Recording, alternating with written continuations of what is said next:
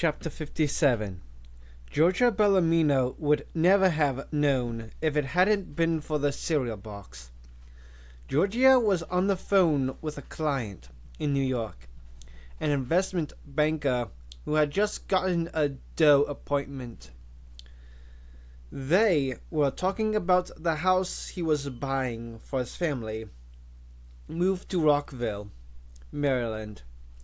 Georgia, who was best-selling realtor of the year in Rockville for 3 years running, was busy going over the terms of the purchase when her 16-year-old daughter, Jennifer, called from the kitchen. "Mom, I'm late for school.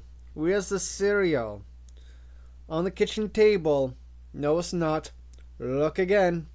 "Mom, it's empty. Jimmy must have eaten it." Mrs. Bellamino covered the phone with her hand. "Then get another box, Jen," she said. "You're 16. You're not helpless." "Where is it?" Jennifer said, banging doors in the kitchen. "Look above the oven," Mrs. Bellamino said. "I did. It's not there." Mrs. Bellamino told the client she'd called back and walked into the kitchen. Her daughter was wearing low-cut jeans and a sheer top that looked like something a hooker would wear to work.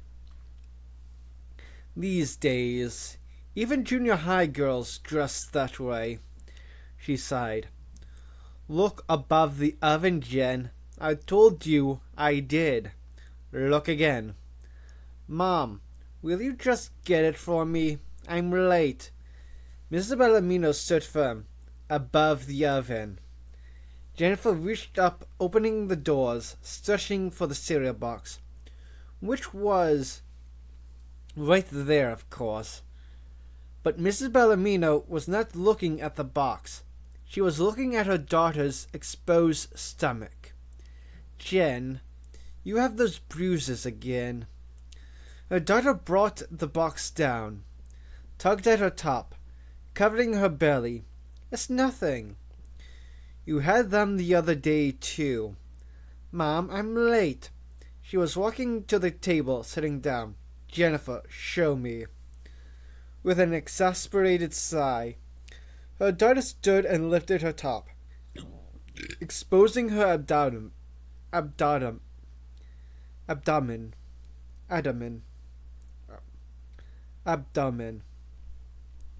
Mr. Bellamino saw an inch-long horizontal bruise just above the bikini line, and another one, fainter on the other side of the belly. "It's nothing, Mom. I just keep banging into the edge of the desk." "But you shouldn't bruise." "It's nothing." "Are you taking your vitamins?" "Mom, can I please just eat?" "You know you could tell me anything you know that." "Mom, you are making me late for school. I have a French test." There was no point in pushing her now. In any case, the phone had started ringing. No doubt the New York client telephoning back. Clients were impatient. They expected realtors to be available every minute of the day. She went into the other room to take the call and opened her documents to review the numbers. 5 minutes later, her daughter yelled, "Bye, Mom," and Georgia heard the front door slam. It left her distinctly uneasy. She just had a feeling. She dialed her husband's lab in Bethesda. For once, Rob was not in meetings, and she was put right through. She told him the story. "What do you think we should do?" she asked. "Search your room," he said promptly. "We have an obligation." "Okay," she said. "I'll call the office and tell them I'll be late." "I'm flying later," he said. "But let me know." Chapter 58. Barton Williams' Boeing 737 rolled to a stop at the Hopkins Private Terminal in Cleveland, Ohio, and the whine of the engines frowned down. The interior of the aircraft was luxuriously appointed. There were 2 bedrooms, 2 full baths with showers, and a dining room seating 8. But the master bedroom, which took up the entire rear third of the plane, was a king-size bed, and a fur throw and mood lighting. Was where Barton spent most of the flight. He needed only 1 flight attendant, but he invariably flew with 3. He liked company. He liked laughter and chatter. He liked young, smooth flesh on the fur, with a mood lighting low, warm, reddish, sensual. And hell, 40,000 feet up in the air was the only place he could be sure he was safe from the wife. The thought of the wife dampened his mood. He looked at the parrot standing on the perch in the living room of the plane. The parrot said, "You kidnapped me." "What's your name again?" Barton said. "Riley. Doghouse Riley." Speaking in a funny voice. "Don't be smart with me. My name is Gerard." "That's right, Gerard. I don't much like it. Sounds foreign. How about Jerry?" "That suits you." "No," the parrot said. "It doesn't." "Why not?" "It's stupid. It's a stupid idea." There was an uncomfortable silence. "Is it really?" Barton Williams said, with a hint of menace in his voice. Williams knew this was a mere animal, but he was not accustomed to being called stupid, especially by a bird, and no one had done so in many, many years. He felt his enthusiasm for this gift cooling. "Jerry," he said, "you better be getting along with me, because I own you now. People can't be owned, and you ain't people, Jerry. You are a damn bird." Barton stepped close to the perch. "Now, let me tell you how it's going to be. I'm going to give you to my wife, and I want you to behave.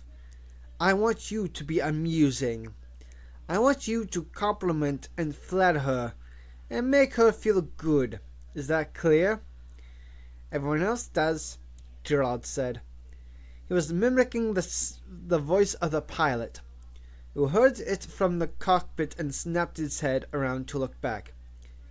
"Jesus, I get sick of the old thought sometimes," Gerard continued. Barton Williams frowned.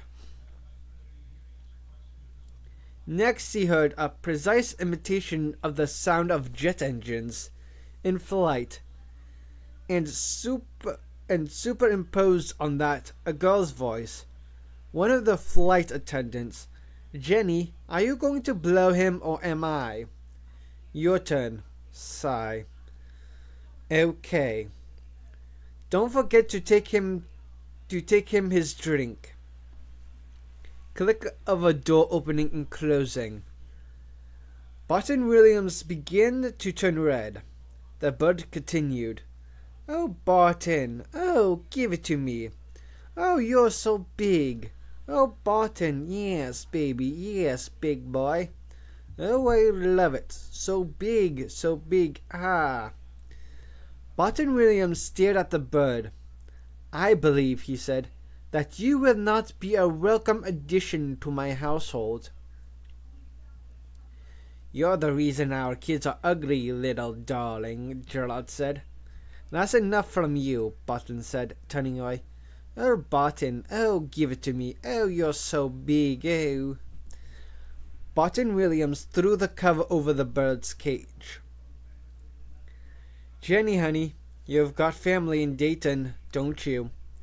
"Yes, Mr. Williams." You think anybody in your family would enjoy a talking bird? Well, actually, yes, Mr. Williams. I'm sure they would love it. Good, good. I would appreciate it if you delivered him down there today. Of course, Mr. Williams. And if by some chance, he said, your family is not appreciative of feathered companions, just have them tie very heavy weights to his legs and drop him in the river. Because I never want to see this bird again. Yes, Mr. Williams. I heard that, said the bird. Good, Button Williams said. After the old man's limousine had gone, Jenny stood on the tarmac, holding the covered cage. What am I going to do with this thing? She said. My daddy hates birds. He shoots them. Take him to a pet store, the pilot said, or give him to somebody who will ship him to Utah or Mexico or someplace like that. Refreshing Paws was an upscale store in Shaker Heights. There were mostly puppies in the store. The young guy behind the counter was cute, maybe a little younger than Jenny was. He had a good body. She walked in, killing Gerard in his covered cage. You got any parrots? No, we just have dogs. He smiled at her. What have you got there? I'm Stan. His name tag said Stan Milgram. Hi, Stan. I'm Jenny. And this is Gerard. He's an African Grey. Let's have a look at him, Stan said. You want to sell him or what? Or give him away? Why, what's the matter? Owner doesn't like him. Jenny ripped off the cover. Gerard blinked, flapped his feathers. I've been kidnapped, he said. Hey, Stan said. He talks pretty good. Oh, he's a good talker, Jenny said. Oh, he's a good talker, Gerard said, mimicking her voice. Then stop patronizing me. Stan frowned. What's he mean? I'm surrounded by fools, Gerard said. He just talks a lot, Jenny said, shrugging. Is there anything wrong with him? No, nothing. Gerard turned to Stan. I told you, he said, empathetically. I've been kidnapped. She is involved. She is one of the kidnappers. Is he stolen? Stan asked. Not stolen, Gerard said. Kidnapped. What kind of accent is that? Stan asked. He was smiling at Jenny. She turned sideways to show him her breasts in profile. French. He sounds British. He came from France, is all I know. Ooh la la, Gerard said. Will you please listen to me? He thinks he's a person, Jenny said. I am a person, you little twit, Gerard said. And if you want to hump this guy, go on and do it. Just don't make me wait around while you wiggle your assets in front of him. Jenny turned red. The kid looked away, then smiled back at her. He's got a mouth on him, Jenny said, still blushing. Does he ever swear? I never heard him do that, no. 'Cause I know someone who might like him, Stan said. As long as he doesn't swear. What do you mean, someone? My aunt, out in California. She's in Mission Viejo. That's Orange County. She's widowed, lives alone. She likes animals, and she's lonely. Oh, okay. That could be okay.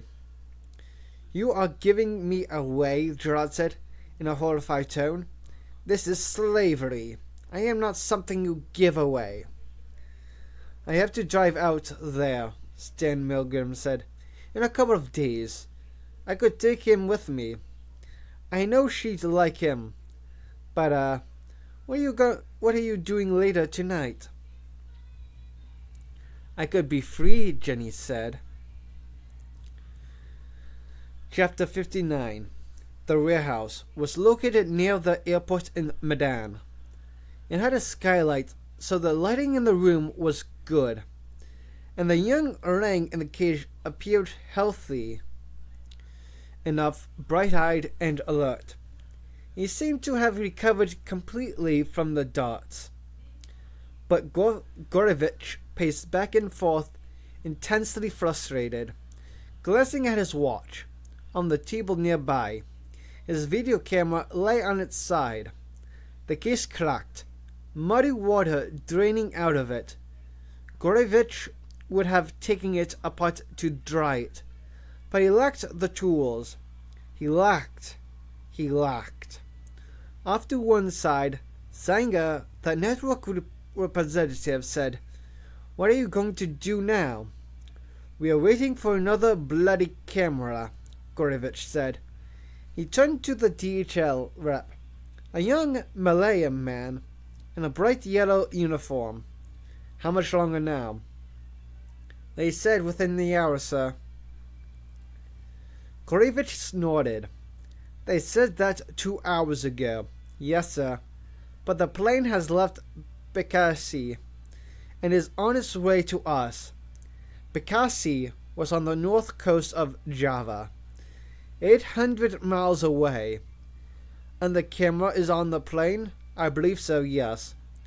Gorevich paced, avoiding Zenga's accusatory stare. It was all a comedy of errors. In the jungle, Gorevich had worked to resuscitate the ape for almost an hour before the animal showed signs of life. Then he had struggled to bind the animal and tranquilize it again. Not too much this time. And then monitor the animal with care to prevent the creature from going into adrenaline shock, while Gorevich brought him north to Medan, the nearest big town with an airport. The orang survived the journey without incident, ending up in the warehouse, where he cursed like a Dutch sailor. Gorevich notified Zanga, who immediately flew in from New York. But by the time Zanga arrived, the ape had developed laryngitis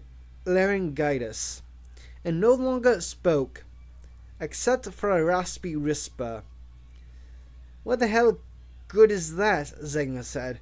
"You can't hear him." "It won't matter," Gorevich said.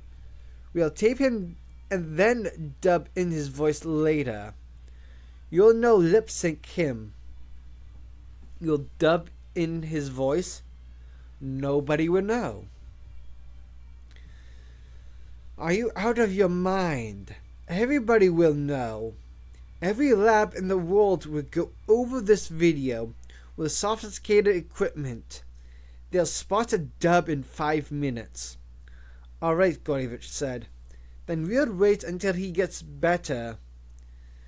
Zanga didn't like that either. "He sounds quite ill." "Did he catch a cold somewhere?" "Possible," Gorevich said.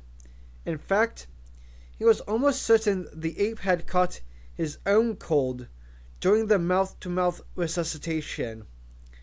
It was a mild cold for Gorevich, but it appeared to be serious for the orang. He was now bent over in spasms of coughing. "He needs a vet." "Can't," Gorevich said.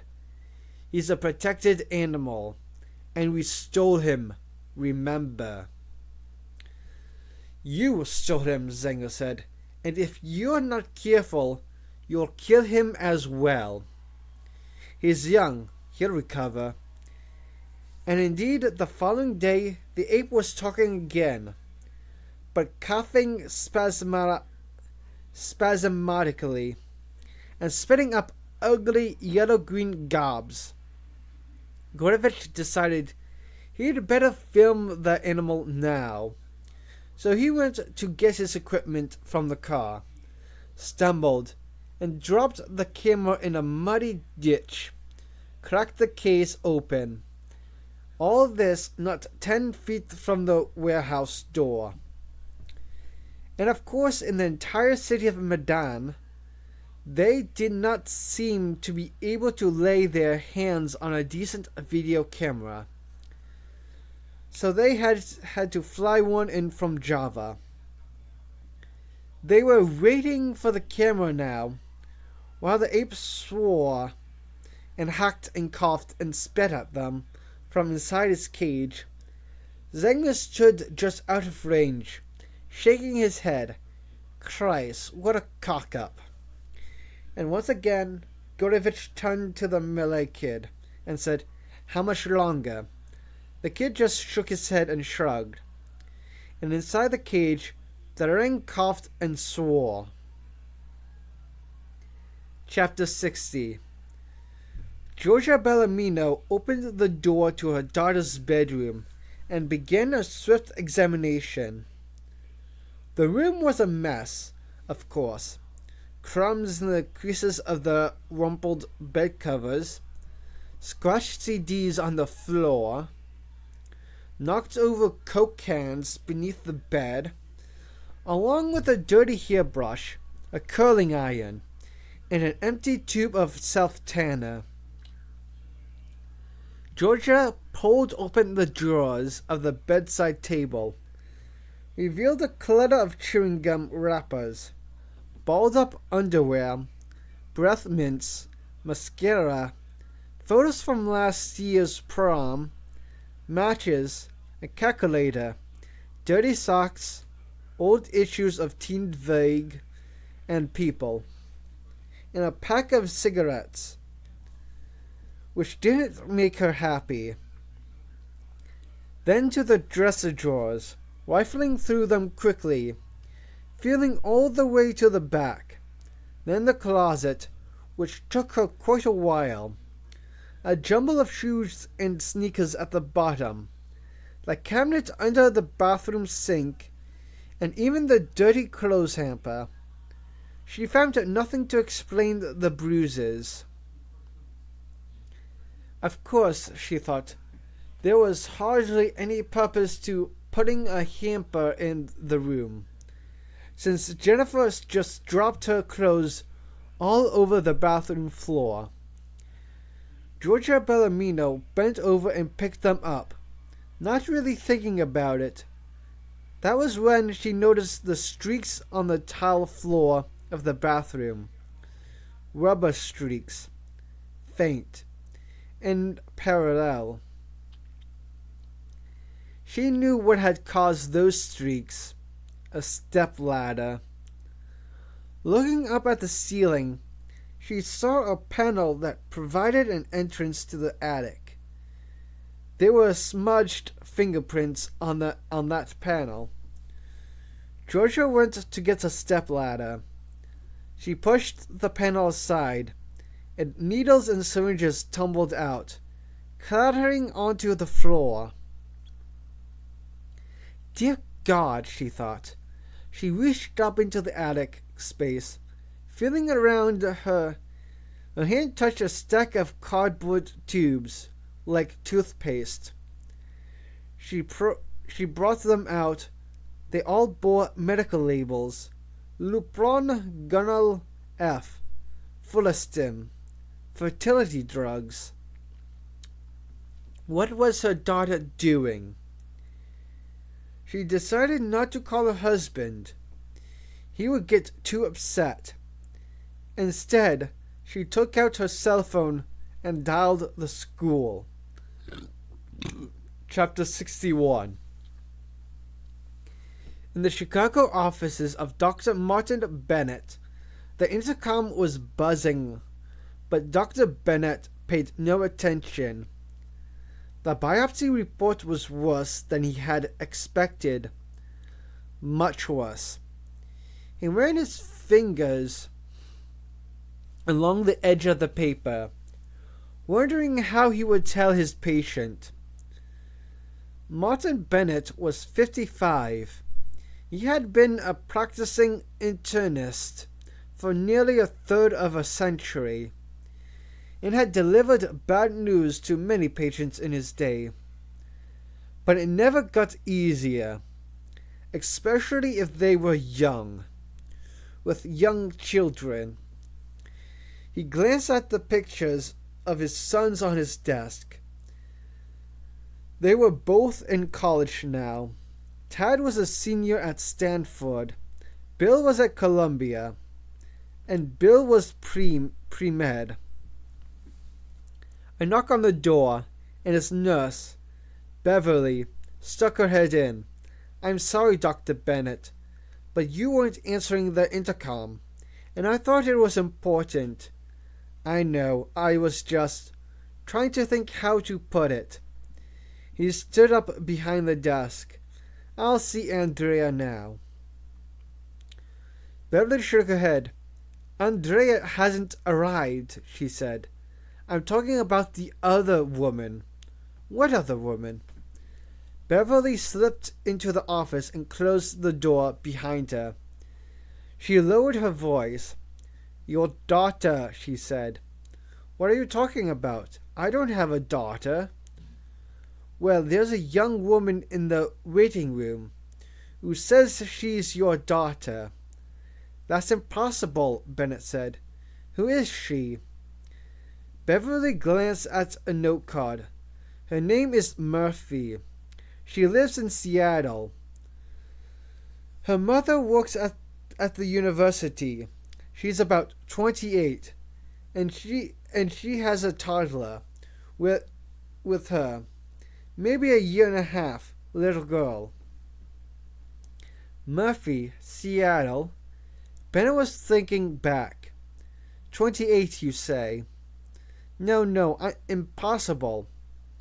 He had had his share of affairs in college, and even in medical school. But he'd married Emily almost 30 years ago, and since then the only times he had been unfaithful had been at medical conferences. True, that was at least twice a year in Cancun in Switzerland. Somewhere exotic, but he'd only started that about 10-15 years ago.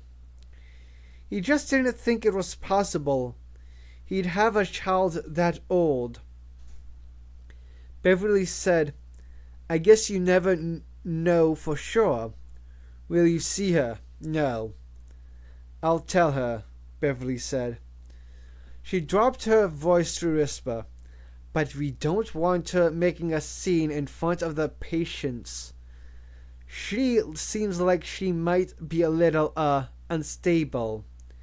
And if she's not your daughter, maybe you should set her straight in private." Bennett nodded slowly. He dropped back into his chair. "Okay," he said. "Show her in." "Big surprise, huh?" The woman standing in the doorway, bouncing a child in her arms, was an unattractive blonde of medium height, wearing jeans and a t-shirt, grunge clothes. Her baby's face was dirty, dripping snot. "Sorry, I didn't dress for the occasion, but you know how it is." Bennett stood behind his desk. "Please come in, Miss, Murphy. Elizabeth Murphy." She nodded to the baby. "This is Bess." "I'm Dr. Bennett." He waved her to the seat on the other side of the desk. He looked at her closely as she sat down. He saw no resemblance at all, not the slightest. He himself was dark-haired, fair-skinned, slightly overweight. She was olive-complexioned, real thin, brittle, tense. "Yeah, I know," she said. "You're thinking I don't look anything like you. But with my natural hair color and more weight, you can see the family thing." "I'm sorry, Dr. Bennett." "I'm sorry," Bennett said, sitting down. "But to be frank, I don't see it." "That's okay," she said, shrugging. "I figured it must be a shock to you. My showing up at your office like this. It's certainly a surprise." I wanted to call ahead and warn you, but then I decided I should just come, in case you refused to see me. I see. Miss Murphy, what makes you believe you are my daughter? Oh, I'm yours, all right. There's no question about it. She was speaking with an uncanny confidence. Bennett said, Your mother says she knows me? No. Ever met me? God, no. He gave a sigh of relief. Then I'm afraid I don't understand. I'll come right to the point. You did your residency in Dallas at Southern Memorial? He frowned. Yes. All the residents had their blood typed in case they were needed as emergency blood donors. That was a long time ago. He was thinking back. About 30 years now. Yeah, well, they kept the blood, Dad. Again, he heard that conviction in her voice. Meaning what? She shifted in her seat. You want to hold your granddaughter? Not at the moment, thank you. She gave a crooked smile. You're not what I expected. I thought a doctor would be more sympathetic. They've got more sympathetic people at the methadone clinic in Bellevue. Miss Murphy, he said, let me. But when I got off the drugs and I had this beautiful daughter, I wanted to make sense of my life. I wanted my baby to know her grandparents, and I wanted to finally meet you. It was time, Bennett decided, to cut this short. He stood up. Miss Murphy, you realize that I can have genetic testing done, and it will show. Yes, she said, I realize that. She tossed a folded sheet of paper onto his desk. He opened it slowly. It was a report from a genetic laboratory in Dallas. He scanned the paragraphs. He felt dizzy. It says you are definitely my father, she said. 1 chance in 4 billion that you are not. They tested my genetic material against your stored blood. This is crazy, he said, dropping back in his chair. I thought you would congratulate me, she said. It wasn't easy to figure it out. My mom was living in St. Louis 28 years ago. She was married at the time. Bennett had gone to medical school in St. Louis, but she doesn't know me. She had artificial insemination from an anonymous donor, which was you. Bennett felt dizzy. I figured the donor must have been a medical student, she continued, because she went to the clinic at the medical school, and they had their own sperm bank. Medical students donated sperm for money back then, right? Yes, $25. There you go. Good pocket money in those days. And you could do it. What, once a week? Go in there and pop off? Something like that. The clinic burned down 15 years ago, and all the records were lost. But I got the student yearbooks and searched them. Each year the class was 120 students, half female. That means 60 males. Eliminate Asians and other minorities. You have about 35 a year. Back then, sperm didn't keep for more than a year or so. I ended up with about 140 names to check. It went faster than I thought. Bennett slumped down in his chair. But you want to know the truth. When I saw your picture in the medical yearbook, I knew immediately. Something about your hair, your eyebrows. She shrugged. Anyway, here I am. But this was never supposed to happen, Bennett said. We were all anonymous donors, untraceable. No one would ever know whether we had children or not. And back then, our anonymity was a given. Yeah, well, those days are over. But I never agreed to be your parent. That's my point. She shrugged. What can I say? I wasn't having a child. I was helping infertile couples so they could have a child. Well, I'm your child. But you have parents. I'm your child, Dr. Bennett, and I can prove it in court. There was a silence. They stared at each other. The baby drooled and squirmed. Finally he said, Why did you come here? I wanted to meet my biological father. Well, you've met him. And I wanted him to fulfill his duties and obligations because of what he did to me. So there it was. Finally out on the table. Miss Murphy, he said slowly, you'll get nothing from me. He stood. She stood too. The reason I'm an addict, she said, is because of your genes. Don't be absurd. Your father was an alcoholic, and you had drug troubles of your own. You carry the genes for addiction. What genes? AGS3. Heroin dependence. That one. Cocaine addiction. You have those genes, and so do I. You gave me those genes.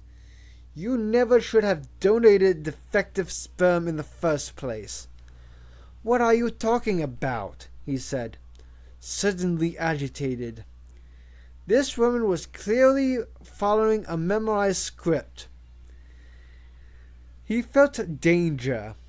I donated sperm 30 years ago. There were no tests back then, and there is no responsibility now. You knew, she snapped. You knew you had a problem with cocaine. You knew it ran in your family. But you sold your sperm anyway. You put your damaged, dangerous sperm on the market, not caring who you infected. Infected? You had no business doing what you did. You're a disgrace to the medical profession, burdening other people with your genetic diseases, and not giving a damn. Through his agitation, he somehow found self-control. He reached for the door. Miss Murphy, he said, I have nothing more to say to you. You're throwing me out. You'll regret this, she said. You'll regret this very, very much. And she stormed out of the office. Feeling suddenly drained, Bennett collapsed into the chair behind his desk. He was in a state of shock. He stared at his desk, at the files for his waiting patients. None of it seemed to matter now. He dialed his attorney and explained the situation quickly. Does she want money? The attorney said. I assume so. Did she tell you how much? Jeff, Bennett said. You're not taking this seriously. Unfortunately, we have to, the attorney said. This happened in Missouri, and Missouri has no clear laws regarding paternity from artificial insemination back then. Cases like yours were never a problem until quite recently. But as a rule in paternity disputes, the court orders child support. She's 28. Yes, and she has parents. Still, she can make an argument in court. Based on this gene thing, she can claim reckless endangerment. She can claim child abuse, and whatever else she can pull out of a hat. Maybe she'll get something from a judge. Maybe she won't. Remember, Paternity rulings are stacked against males. Say you get a woman pregnant and she decided to have an abortion. She can do that without consulting you. But if she decides to give birth, you are to pay support, even though you never agreed to have a child with her. The court will say it's your responsibility not to have gotten her pregnant in the first place. Or suppose you do genetic testing on your kids and discover they're not yours. Your wife cheated on you. The court will still require you to pay support for kids that aren't yours. But she's 28 years old. She's not a child. The question is, does a prominent physician want to go to court on a case that involves not supporting his own daughter? No, Bennett said. That's right, you don't. She knows that. And I assume she knows Missouri law too. She waits until she calls back. Arrange a meeting and call me. If she has an attorney, all the better. Make sure he comes. Meanwhile, fax me that genetic report she gave you. I'm going to have to pay her off. Count on it, the attorney said, and hung up. Chapter 62. The desk officer at the Rockville police station was an attractive, smooth-skinned black woman of 25. The desk plate read Officer J. Lowry. Her uniform was crisp. Georgia Bellamino pushed her daughter close to the other side of the desk. She set the paper bag of syringes in front of the policewoman and said, Officer Lowry, I want to know why my daughter has these things, but she refuses to tell me. Her daughter glared at her. I hate you, Mom. Officer Lowry showed no surprise. She glanced at the syringes. She turned to Georgia's daughter. Were these prescribed to you by a physician? Yes. Do they involve matters of reproduction? Yes. How old are you? 16. Can I see some ID? She's 16, all right, Georgia Bellamino said, leaning forward. And I want to know. I'm sorry, ma'am, the policewoman said. If she is 16, and these drugs involve reproductive issues, you have no right to be informed. What do you mean, I have no right to be informed? She is my daughter. She's 16. That's the law, ma'am. But that law is for abortions. She isn't having an abortion. I don't know what the hell she is doing. These are fertility drugs. She's shooting up fertility drugs. I'm sorry, I can't help you on this. You mean my daughter is allowed to inject drugs into her body and I am not allowed to know what is going on? Not if she won't tell you, no. And what about her doctor? Officer Lowry shook her head. He can't tell you either. Doctor-patient privilege. Georgia Bellamino collected the syringes and threw them back in the bag. This is ridiculous. I don't make the laws, the policewoman said. I just enforce them. They were driving home. Honey, Georgia said, are you trying to get pregnant? No, sitting there with her arms folded, furious. I mean, you're 16. That shouldn't be a problem. So what are you doing? You made me feel like an idiot. Honey, I'm just concerned. No, you're not. You're a nosy, evil bitch. I hate you, and I hate this car. And it went on like this for a while, until finally, Georgia drove her daughter back to school. Jennifer got out of the car, slamming the door. And you made me late for French. It was an exhausting morning, and she had canceled 2 appointments. Now she had to try to reschedule the clients. Georgia went into the office, set the bag of needles on the floor, and started dialing. The office manager, Florence, walked by and saw the bag. "Wow," she said. "Aren't you a little old for this?" "It's not me," Georgia said irritably. "Then not your daughter?" Georgia nodded. "Yeah." "Is that Dr. Van Dicken?" Florence said. "Who?" "Down in Miami. These teenage girls take hormones, pump up their ovaries, sell their eggs to him, and pocket the money." "And do what?" Georgia said. "Buy breast implants." Georgia sighed. "Great," she said. "Just great." She wanted her husband to talk to Jennifer, but unfortunately Rob was on a flight to Ohio, where they were making a TV segment about him.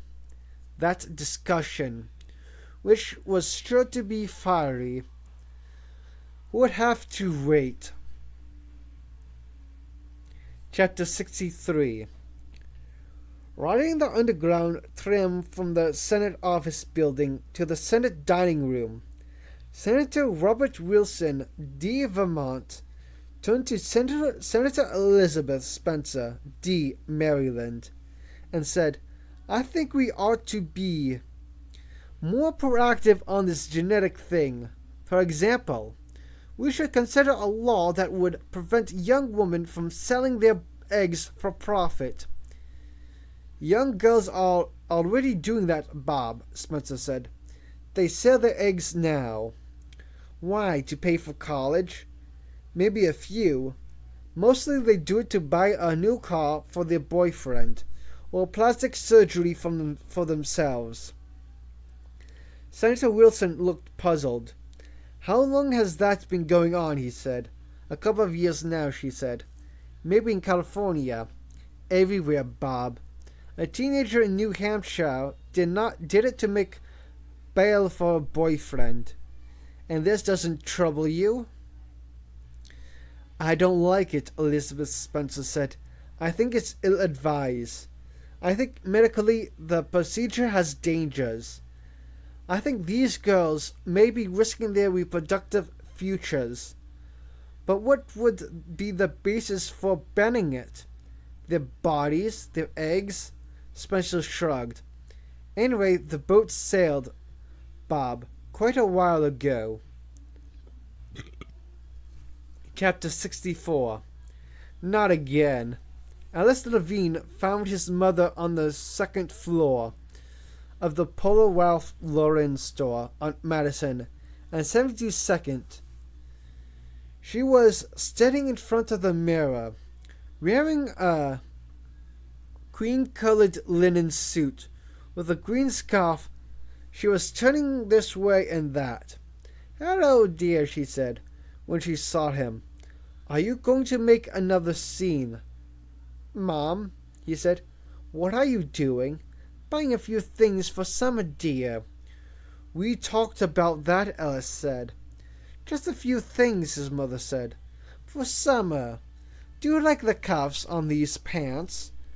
"Mom, we've been here before." She frowned and fluffed her right ear absently. "Do you like the scarf?" she said. "I think it's a bit much." "We have to talk," Alice said. "Are we having lunch?" "The spray didn't work," he said. "Oh, I don't know." She brushed her cheek. "I felt a little moisturization for about a week afterward, but not a great deal, no." "And you kept shopping." "I hardly shop at all anymore." $3,000 last week. "Oh, don't worry. I took a lot of those things back."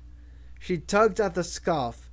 "I think that green does a funny thing to my complexion. Makes me look sick. But a pink scarf might be nice. I wonder if they have this in pink." Alice was watching her intently, with a growing sense of foreboding. Something was wrong with his mother. He decided she was standing at the mirror in exactly the same place she had been weeks before, when she showed a total indifference to him, to his message, to her family situation, to her financial situation. Her attitude was completely inappropriate.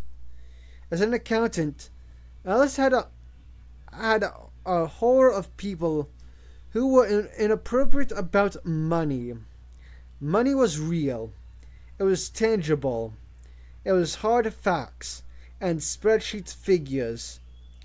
Those facts and figures were not a matter of opinion.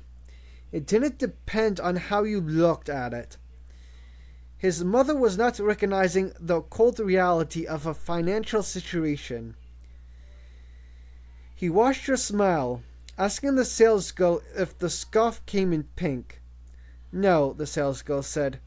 He didn't make pink this year. They only had green or white. His mother asked to try the white. The salesgirl walked away. His mother smiled at him. Very inappropriate. Almost as if it might be early dementia, he thought. It might be the first sign. Why are you looking at me that way? What way, Mom? I'm not crazy.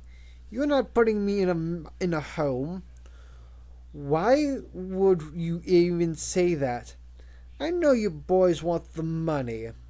That's why you're selling the condos and Vale and the Virgin Islands. For the money. You're greedy, the bunch of you. You are like vultures waiting for your parents to die. And if we won't die, you'll hurry it up. Put us in a home. Get us out of the way. Get us declared insane. That's your plan, isn't it?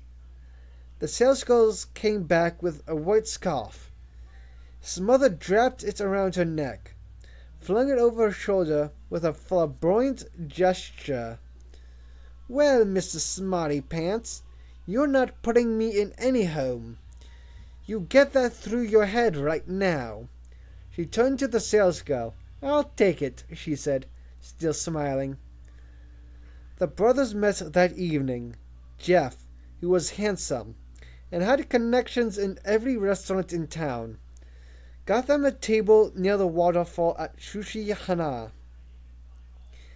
Even early, the place was packed with models and actresses, and Jeff was making plenty of eye contact. Annoyed, Ella said, How are things at home? Jeff shrugged. Fine. Sometimes I have to work late, you know. No, I don't. Because I'm not a big investment banker, and the girls don't wink at me like they wink at you. Aaron, the youngest brother, the lawyer, was talking on his cell phone. He finished, flipped it shut. Knock it off, you two. It's the same conversation you've been having since high school. What about Mom? Ella said. It's what I told you on the phone. It's spooky. She's smiling and happy. She doesn't care. $30,000 last week. She doesn't care. She's buying more than ever. So much for the gene spray, Aaron said. Where do you get that anyway? Some guy works at some company in California. Biogen. Jeff had been looking over his shoulder. Now he turned back to the table. Hey, I heard something about Biogen. They've got some problems. What do you mean, problems? Aaron said. Some product of theirs is contaminated. Earnings are down. Did something sloppy made a mistake? I can't remember. They got an IPO coming up, but it'll tank for sure. Aaron turned to Ellis. You think that spray you got is affecting Mom? No, I don't think so. I think the damn stuff just didn't work. But if they had contamination, Aaron said, stop being a lawyer. Some cousin of Mom's, her son, sent it as a favor to us. But gene therapy is dangerous, Aaron said. They have been There have been deaths from gene therapy. Lots of them. Alice sighed. Aaron, he said, we're not suing anybody. I think we are looking at the start of, mental deterioration. Alzheimer's or something. She's only 62. It can't start that early. Aaron shook his head. Come on, Ellie. She was in perfect health. She was sharp. Now you're telling me she's losing it? It could be the spray. Contamination, Jeff reminded them. He was smiling at a girl. Jeff, will you fucking pay attention? I am. Look at the rack on her. They're fake. You just like to ruin everything. And she has a nose job. She is beautiful. She is paranoid, Ellis said. You don't know that. I'm talking about Mom, Ellis said. She thinks we are going to put her in a home. And we may have to, Aaron said. Which will be very expensive. But if we do, it's because of that genetic company. You know the public has no sympathy for those biotech companies. Public opinion polls run 92% against them. They are perceived as unscrupulous, scumbags, indifferent to human life, GM crops, thrashing the environment, patenting genes, grabbing up our common heritage while no one is looking, charging thousands of dollars for drugs that cost pennies, pretending they do research when they really don't. They just buy other people's work, pretending they have high research costs when they spend more of their money on advertising, and then lying in the advertising. Sneaky, scummy, sloppy, money-grabbing schmucks. It'll be a slam dunk case. We're not talking about a lawsuit, Ellis said. We're talking about Mom. Jeff said, That's fine. Let him deal with her. He got up and left the table, going over to sit with 3 long-legged girls in short skirts. They can't be more than 15, Ellis said, wrinkling his nose. They've got drinks on the table, Aaron said. He has 2 kids in school. How are things at home? Aaron said. Fuck you. Let's stay on the topic, Aaron said. Maybe Mom's losing it, and maybe she's not. But we're going to need a lot of money if she goes into a home. I'm not sure we can afford it. So what are you saying? I want to know more about Biogen and that gene spray they sent us. A lot more. You sound like you're already planning the lawsuit. Just thinking ahead, Aaron said. Chapter 65. This is on, man. Riding a skateboard, Billy Cleaver, angry 6th grader, came whipping off the playground with an old-school aerial, came down into a backside 360 with a tail grab, then heel flipped onto the sidewalk. He did it flawlessly, which was good because he was feeling he'd lost some of his cool today. The 4 kids following behind were quiet instead of yelling like usual. And this was the big downhill run to Market Street in San Diego.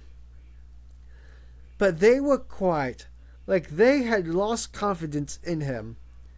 Billy Cleaver had been humiliated today. His hand hurt like a mother. He told the stupid nurse just to put a Band-Aid on it. But she insisted on a big white thing.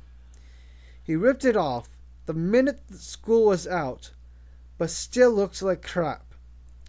He looked like an invalid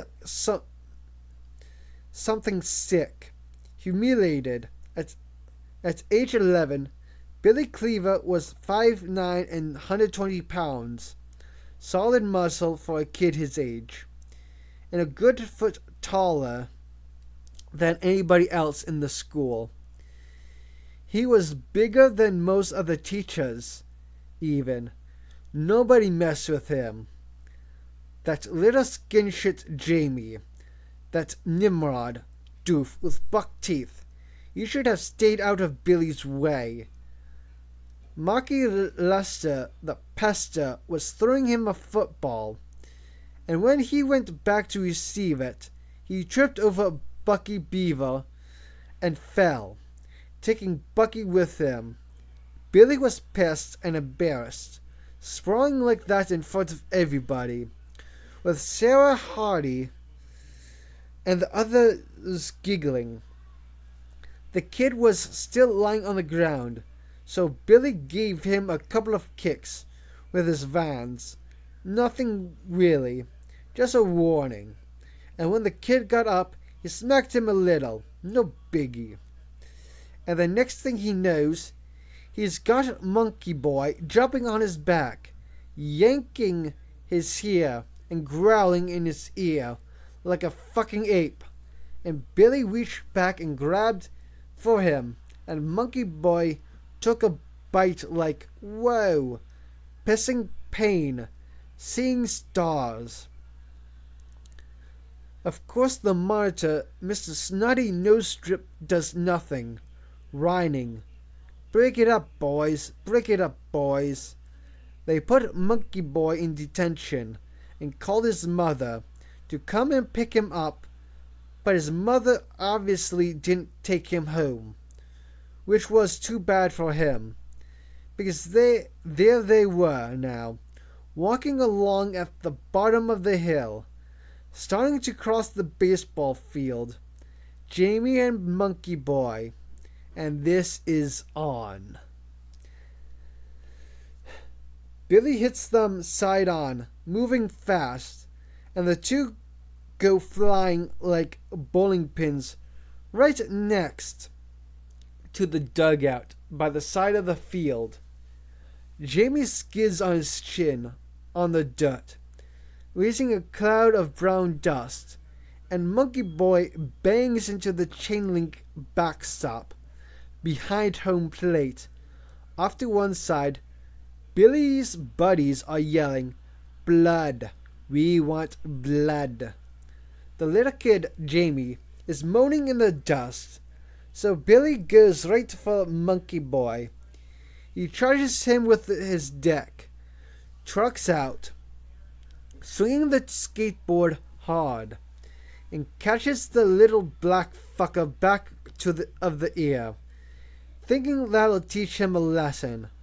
Monkey Boy's legs go out. He flops on the ground like a rag doll, and Billy kicks him a good one, right under the chin, lifts his ass off the dirt a little.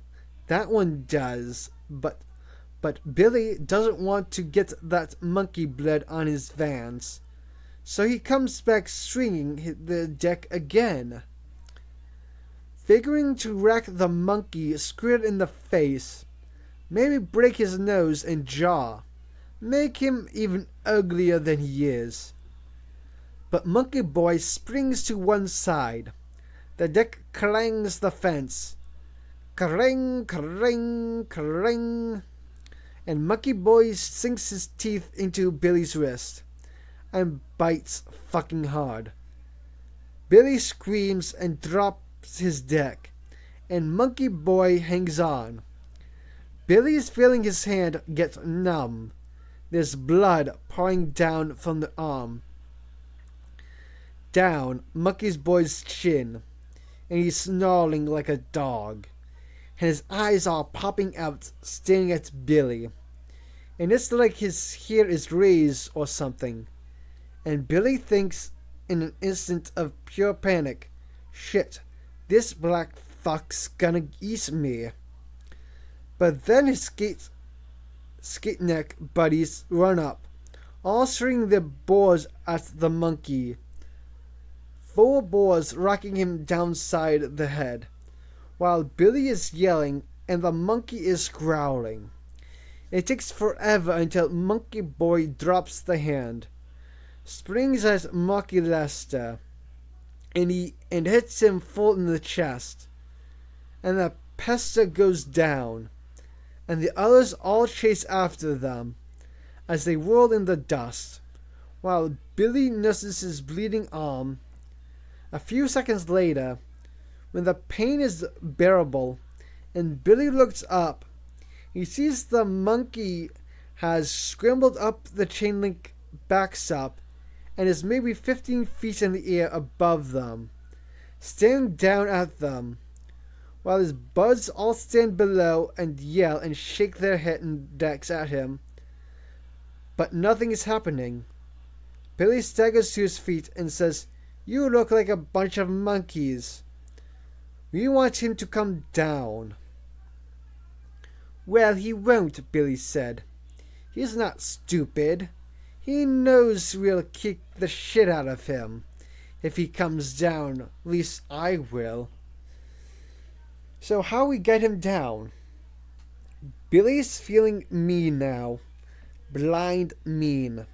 He wants to hurt something, so he goes right over to Jamie and starts kicking the kid, trying to hit him in his little nuts.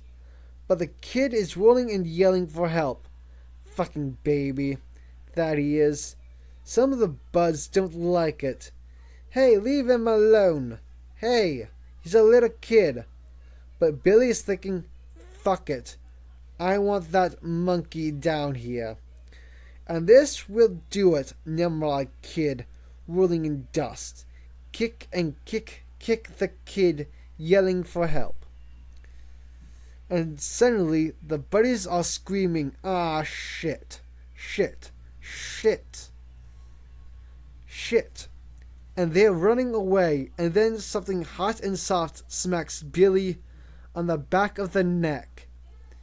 He gets the real smell, and he can't believe it. He reaches back, and Jesus, he can't believe it. Shit, he's throwing shit.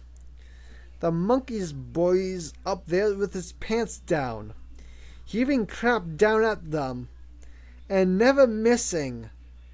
Deadly. The kids are all covered in it. And then another one hits Billy's right in the face.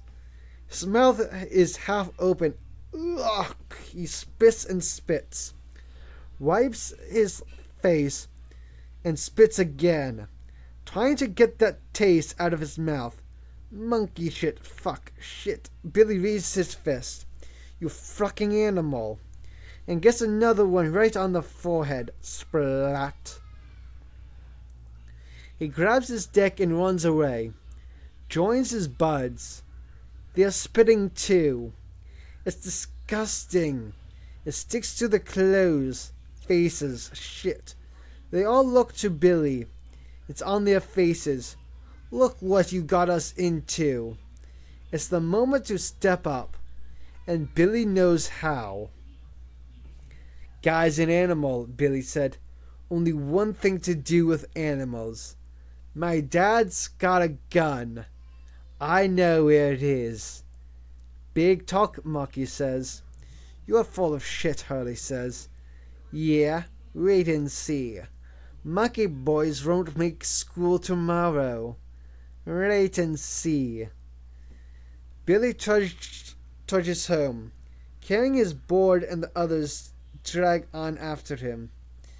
And he's thinking, oh shit, what did I just promise to do? Chapter 66. Stan Milgram had begun the long trip to see his aunt in California, but he had only been driving for an hour before Gerard started to complain. "It stinks," Gerard said, pushed in the back seat. "It stinks to high heaven." He looked out the window. "What hell is this?" "It's Columbus, Ohio," Stan said. "Disgusting," Gerard said. "You know what they say," Stan said. "Columbus is Cleveland without the glitter." The bird said nothing. "You know what glitter is?" "Yeah, shut up and drive." Gerard sounded cranky. and he shouldn't be. Stan felt, considering how well the parrots had been treated the last couple of days. Stan had gone online to find out what Grays ate, and had gotten Gerard some delicious apples and special greens. He had left the TV on in the pet shop at night for Gerard to watch, and after a day, Gerard had stopped nipping at his fingers. He even allowed Stan to put him on his shoulder without biting his ear. "Are we almost there?" Gerard said. "No, we've only been gone an hour." "How much farther is it?" "We have to drive 3 days, Gerard." 3 days? That is 24 times 3. That is 72 hours. Stan frowned. He had never heard of a bird that did math. Where'd you learn that?" "I'm a man of many talents." "You're not a man at all," he laughed. "Was that from a movie?" Sometimes the bird repeated lines from movies. He was sure of it. "Dave," Gerard said in a monotone, "this conversation can serve no purpose any more. Goodbye." "Oh, wait, I know that one. It's Star Wars." "Fasten your seatbelts. It's gonna be a bumpy night." It was a woman's voice. Stan frowned. "Some airplane movie. They seek him here, they seek him there. Those Frenchies seek him everywhere." "I know that's not a movie. That's poetry. Sink me." Now he sounded British. "I give up," Stan said. "So do I," Gerard said, with an elaborate sigh. "How much farther is it?" 3 days, Stan said. The parrot stared out the window at the passing city. "Well, they are saved from the blessings of civilization," he said, in a cowboy drawl, and he began to make the sounds of a plunking banjo. Later in the day, the parrot began to sing French songs. Or maybe they were Arab songs. Stan couldn't be sure. Anyway, some foreign language. It seemed he had gone to a live concert, or at least heard a recording of one, because he mimicked the crowd sounds and the instruments tuning up, and the cheering as the performers came on. Before he sang the song itself, it sounded like he was singing Didi, or something like that. It was interesting for a while, kind of like hearing radio from a foreign country, but Gerard tended to repeat himself. On a narrow side road, they were stuck behind a woman driver. Stan tried to pass her once or twice, but never could. After a while, Gerard started to say "Le soleil s'est and then make a loud sound, like a gunshot. "Is that French?" Stan asked. More gunshots. "Le soleil s'est brillé." Bang! "Le soleil s'est brillé." Bang! "Le soleil s'est brillé." Bang! Gerard. The bird said, "Les remis à front, c'est la lachide personifiée." He made a rumbling sound. "Pourquoi il ne despèce pas? Oh oui, merde des travaux." The lady driver finally turned off to the right, but she was slow making the turn, and Stan had to brake slightly as he went past her. "Ernier frot James Trainer, Corme diesiet le rio prier Bugatti. Les rocheuses sont très pourvoires. Pestbrode s'arrêtir." Stan sighed. "I don't understand a word you're saying, Gerard. Merde les frères revint." He began to wail like a police siren. "That's enough," Stan said. He turned on the radio. By now it was late afternoon. They'd passed Maryville and were heading towards St. Louis. Traffic was picking up. Are we almost there? Gerard said. Stein sighed. Never mind. It was going to be a long trip. Chapter 67. Len sat on the edge of the tub and used the washcloth gently to clean the gash behind his ear. Dave, Len said, tell me what happened. She could see the cut was deep, but he wasn't complaining. They came after us, Mom. Jamie was excited, moving his arms. He was covered in dust and had bruises on his stomach and shoulders, but was otherwise not badly hurt. We didn't do anything. 6th graders. Evil dudes. Jamie, she said, let Dave tell me. How did you get this cut? Billy thrust the board at him, Jamie said. We didn't do anything. You didn't do anything, she said, raising an eyebrow. You mean this happened for no reason at all? Yes, Mom, I swear. We were just walking home. They came after us. Mrs. Lester called, Lynn said, quietly. Her son came home covered in excrement. Now it was poo, Jamie said. How did that? Dave threw it. He was great. They were beating us and he threw it and they ran away. He never missed. Lynn continued to clean the cut gently. Is that true, Dave? They hurted Jamie. They beat him and kicked him. So you threw poo at them. They hurted Jamie, he said again, as if it explained everything. No kidding, Henry said, when he came home later. He threw feces? That's classic chimp behavior. Maybe, but it's a problem, Lynn said. They say he's disruptive in class.